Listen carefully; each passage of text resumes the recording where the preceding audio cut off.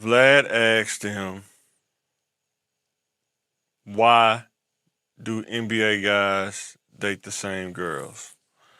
So let's bring this to regular people.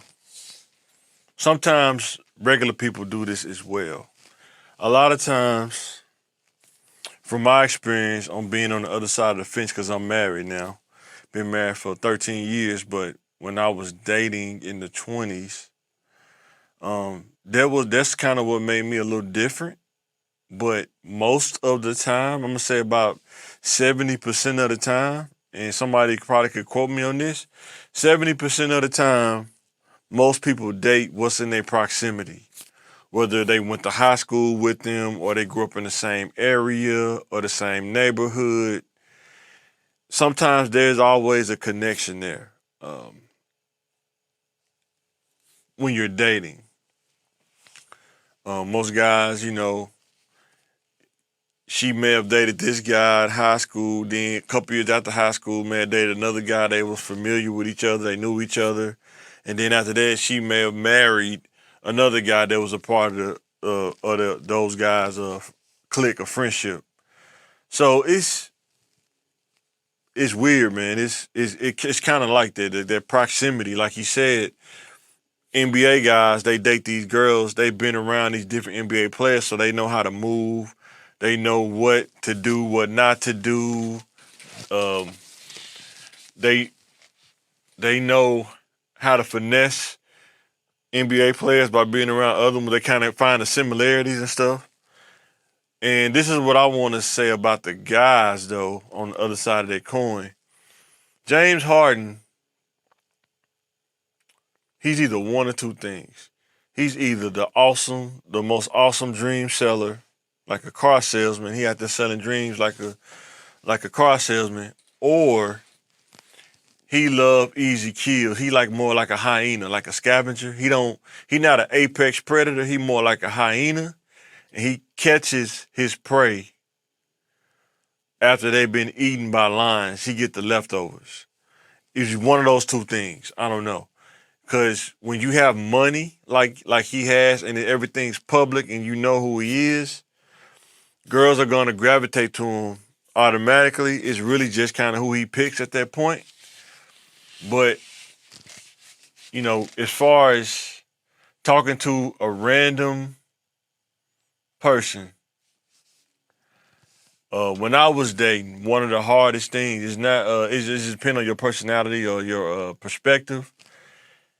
It's more difficult talking to a total stranger that's not in proximity of you than it is to talk to somebody that you know and you're familiar with or that's in your proximity, in your world, in the NBA world, versus talking to just an average woman that's not a part of the NBA that you would deem attractive because she don't know nothing about your schedule. Like you said, she don't know how NBA players move.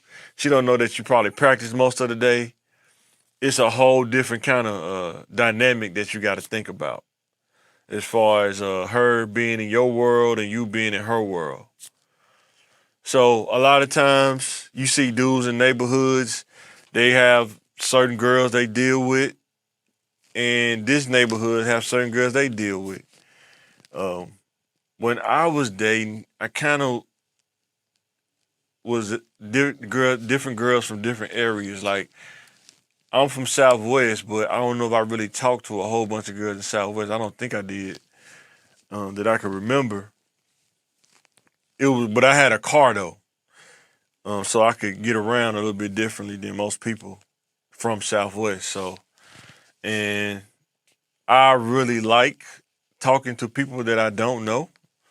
So that wasn't a problem for me, but I know for some dudes that could be a problem. They want somebody that they're familiar with, somebody that kind of knows them. Hey, I know you from X. I know you from Y. Or, your reputation um, does the talking for you. It precedes you. So it's a lot of little dynamics and things of why people, like girls and guys, they kind of in that same pool dating each other and stuff like that because of proximity. Some people more comfortable staying within their proximity instead of going out.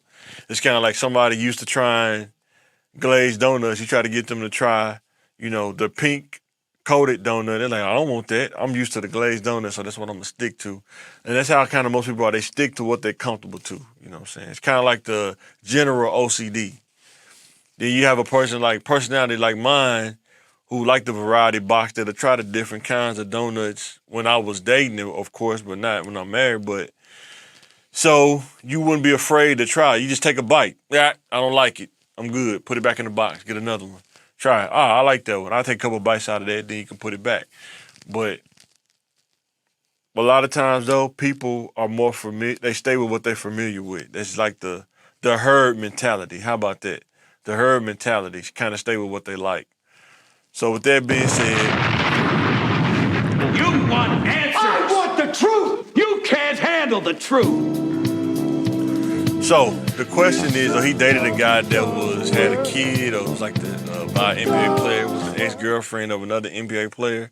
In my opinion, you want answers. I want the truth. You can't handle the truth. In my opinion, he's just playing the game, man. I mean, when you're, making, big bucks in the NBA, chicks like this, posted public on Instagram. You think he care about that? It's James Harden. He done made over $200 million in his career. You think he care about posting something on Instagram about a chick just to make her feel?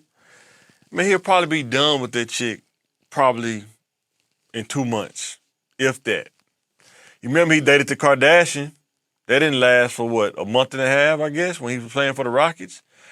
So don't get caught up in all this social media stuff, man. You gotta be careful. Sometimes these dudes, they do regular dude stuff, but they own an NBA level with that kind of money, but they still do regular dude stuff, you know what I'm saying? So, but man, hit that like button, subscribe. Anybody who come back and watch this later, help us grow, help us reach 1K. Thanks for watching. Thanks for letting us know. Give us some feedback. Tell me what you think about the podcast.